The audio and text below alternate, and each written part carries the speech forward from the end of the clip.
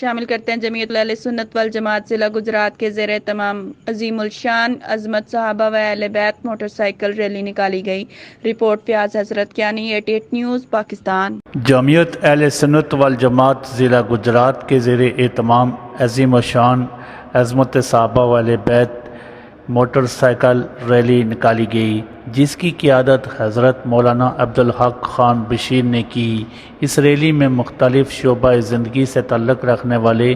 سینکڑوں لوگوں نے شرکت کی۔ ریلی فوارہ چوک گجرات سے شروع ہوئی، جو مختلف شاہراہوں سے ہوتی ہوئی پریس کلب پہنچی۔ شرکائے ریلی نے مختلف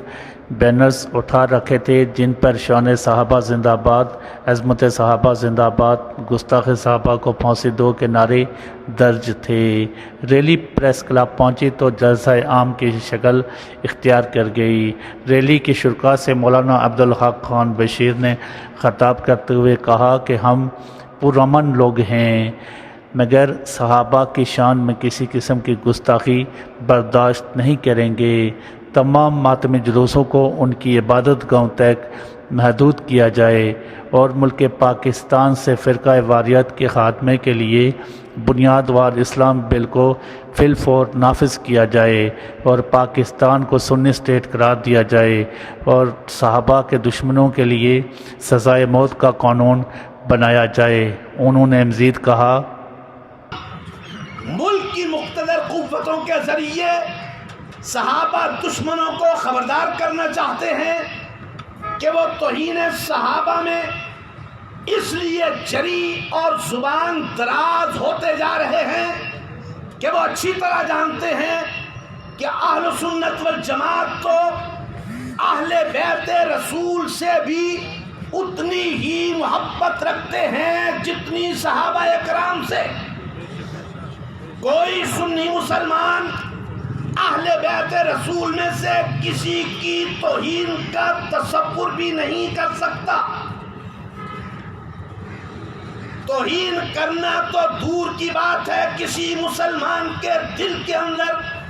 ان کی توہین کا خیال بھی نہیں آ سکتا۔ اس لیے دشمنان صحابہ توہین صحابہ کے ذریعے ایک سوچی سمجھی سازش کے تحت سنی مسلمانوں کو مشتعل کر کے توہین اہل بیت کا راستہ دکھانا چاہتے ہیں، جو سراسر ناممکن اور محال ہے۔ اہل سنت والجماعت توہین اہل بیت کی تو کسی صورت میں مرتکب نہیں ہو سکتے، لیکن گستاخان صحابہ کا یہ اقدام اور مقتدر قوتوں کی مجرمانہ خاموشی انہیں کسی ایسے سنگین اقدام پر مجبور کر سکتی ہے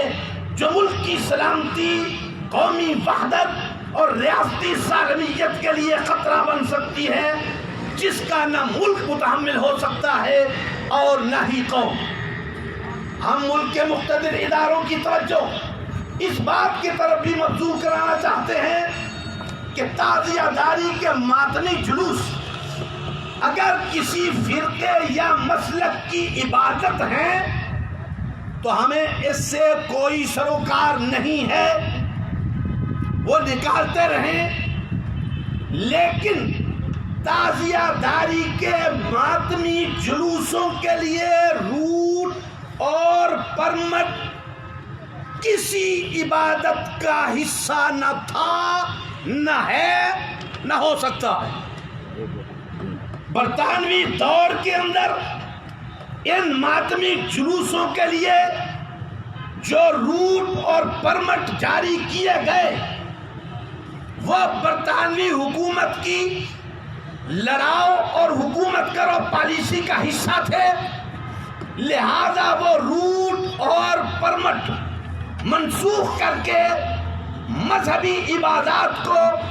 ایسے ضابطۂ اخلاق کے دائرے میں بند کیا جائے جس سے نہ نظام زندگی معطل ہو اور نہ لا اینڈ آرڈر کا مسئلہ پیدا ہو۔ ہم حکومت پنجاب سے بھی مطالبہ کرتے ہیں کہ وہ تحفظ بنیاد اسلام ایکٹ کو بالفور نافذ کر کے ناموس صحابہ و اہل بیت علیہم الرضوان کے تحفظ کو یقینی بنائے، اور ہم اس بل کو پنجاب اسمبلی سے پاس کرانے کی بھرپور کوشش کرنے پر پنجاب اسمبلی کے سپیکر جناب چودھری پرویز الہی صاحب اور وزیر اعلیٰ پنجاب جناب عثمان بزدار کو بھی خراج تحسین پیش کرتے ہیں کہ جن کی کاوشوں سے یہ بل پاس ہوا، اب گورنر پنجاب اپنی قانونی ذمہ داری پوری کرتے ہوئے اس بل پر دستخط کر کے اسے نافذ العمل بنانے میں اپنا آئینی اور منصبی کردار ادا کریں۔ ہم اپنی مقتدر قوتوں سے یہ بھی مطالبہ کرتے ہیں، اس مطالبے کی طرف ذرا خاص طور پر توجہ دیجیے، ہم اپنی مقتدر قوتوں سے یہ بھی مطالبہ کرتے ہیں کہ جس طرح ایران میں 60% شیعہ اکثریت ہونے کی وجہ سے جہاں 40% سنی ہیں، 60% شیعہ اکثریت ہونے کی وجہ سے ایران کو شیعہ اسٹیٹ بنایا گیا ہے اور وہاں کا ریاستی مذہب اسلام اور جعفری اثنا عشری قرار دیا گیا ہے، اسی طرح پاکستان میں 95% سنی مسلمانوں کی اکثریت ہونے کی وجہ سے پاکستان کو آئینی طور پر سنی اسٹیٹ قرار دیا جائے۔ کیا آپ اس سے اتفاق کرتے ہیں؟ اونچی آواز سے اور اونچی آواز سے۔ یہ پاکستان کے سنی مسلمانوں کا آئینی اور جمہوری حق ہے، اور ویسے بھی اس جملے کی طرف خاص توجہ کیجیے، اور ویسے بھی ہمارے حکمران پاکستان کو ریاست مدینہ بنانے کا عہد رکھتے ہیں، اور دنیا جانتی ہے کہ نبوت اور خلافت راشدہ کی ریاست مدینہ سنی اسٹیٹ ہی تھی۔ نہ نبوت کی ریاست مدینہ سنی اسٹیٹ سے ہٹ کر تھی، اور نہ خلفائے راشدین کی ریاست مدینہ سنی اسٹیٹ سے ہٹ کر تھی۔ ہم اپنی مقتدر قوتوں سے یہ مطالبہ بھی کرتے ہیں کہ تحریک کے تحفظ ناموس صحابہ کے مرکزی رہنما حضرت مولانا ڈاکٹر عادل خان شہید رحمت اللہ علیہ کی شہادت کے بعد اب تک اس کیس کی طرف کوئی پیش رفت نہیں ہوئی، جو سندھ حکومت اور وفاقی حکومت کی نااہلی کا ثبوت ہے۔ ہمیں خطرہ ہے کہ کہیں ماضی میں شہید ہونے والے سینکڑوں علماء کی طرح شاید یہ کیس بھی داخل دفتر نہ کر دیا جائے۔ اگر خدا نخواستہ ایسا کیا گیا تو اس سے پیدا ہونے والی تمام صورتحال کی ذمہ داری حکومت اور مقتدر اداروں پر عائد ہوگی۔ آخر میں ایک بار پھر میں اپنے تمام صحافی بھائیوں، تمام ضلعی افسران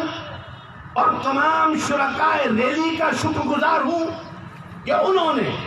اپنے اپنے فریضے کو احسن طریقے سے نبھایا۔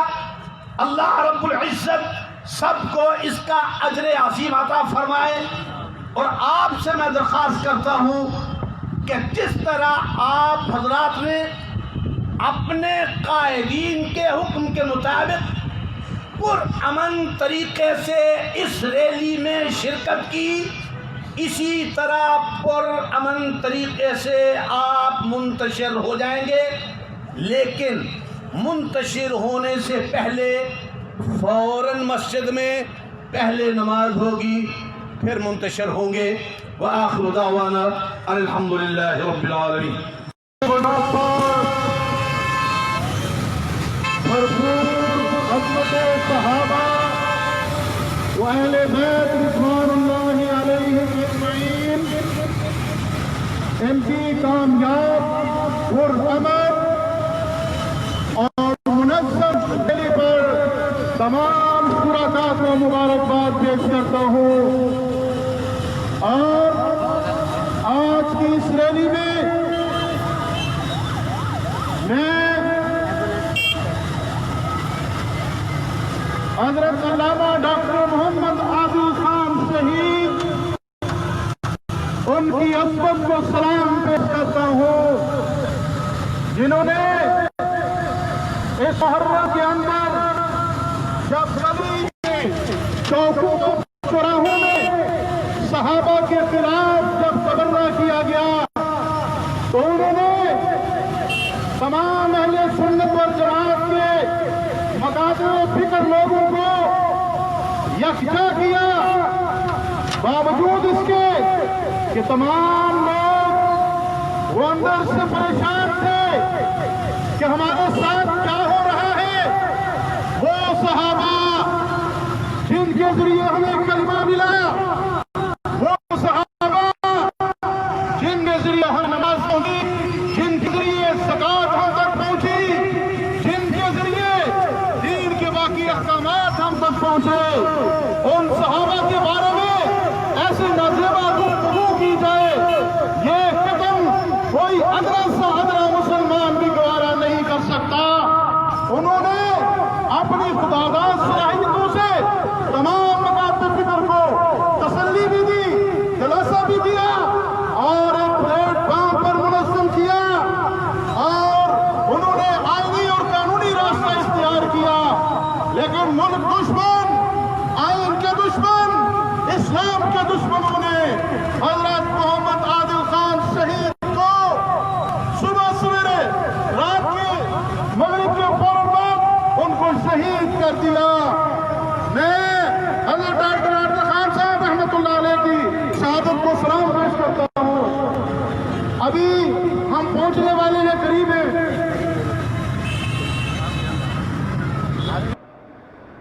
रैली से मुफ्ती मोहम्मद जमीलुर रहमान, मौलाना इलियास, प्रोफेसर इशफाक हुसैन, मौलाना अताउल्लाह और दिगर ने भी खिताब किया।